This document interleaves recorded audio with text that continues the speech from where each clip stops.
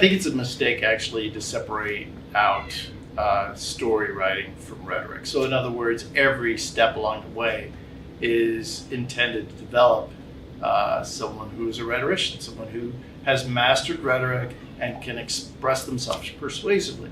So even if your child is not going to be a lawyer, it can certainly be very helpful if he is going to be a lawyer. But in every aspect of life, we need to, number one, unpack what people are telling us, whether it's a politician or a supermarket commercial. I mean, you have to be able to unpack what people are saying to you.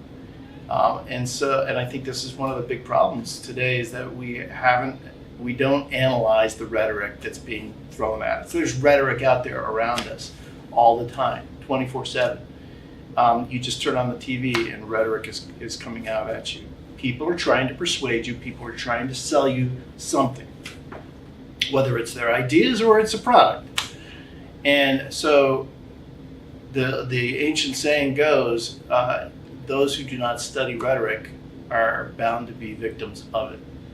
So number one, we don't want our young people to be victims of rhetoric. We want them to be able to analyze what's being said to them and say whether it's right or wrong.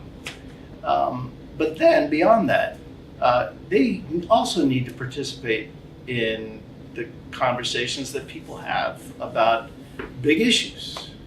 And there are many of them, many controversial issues.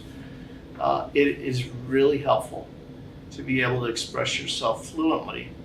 And rhetoric, the study of rhetoric is one of those ways that you can do that.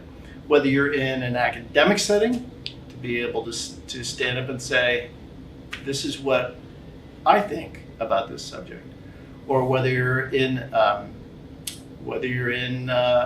social gathering with just some friends and you're going, you know what, I respectfully disagree with what you're saying, and here's the reason why. There's no way you can go through life and not express yourself. So you might as well be able to express yourself as fluently as possible. And so that's part of the whole idea of the ProGym and the writing and rhetoric is that you're doing writing so that you can express yourself. And the way you express yourself may be on paper and it may be verbally, and the two work together.